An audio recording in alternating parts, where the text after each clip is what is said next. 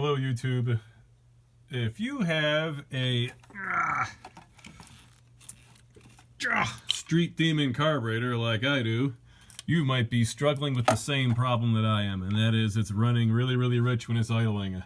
Like really rich. So anyways, I was reading the instructions about these carburetors and it mentioned something about a sealing plate.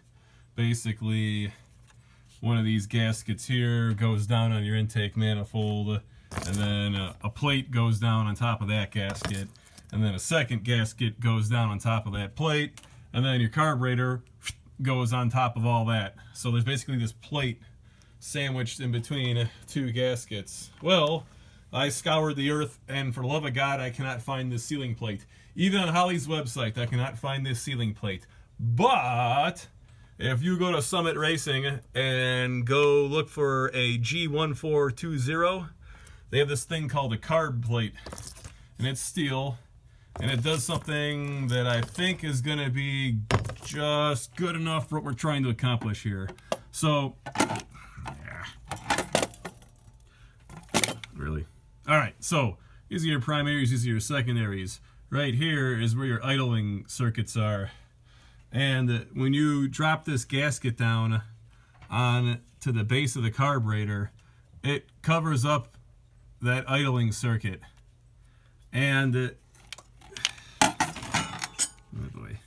and when you put this gasket down on like a spread bore intake manifold, we'll do this slowly so you can kind of see like how bad this gasket overhangs.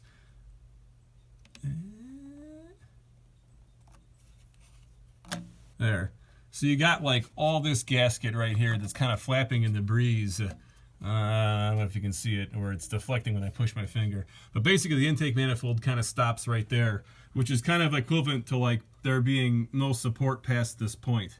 Anyways, this plate that I got from Summit Racing, it isn't the exact thing that Holley wanted us to use, but if you look at it here, when you line up the mounting holes, it does a pretty damn good job of covering up those ports right there in the idle circuit.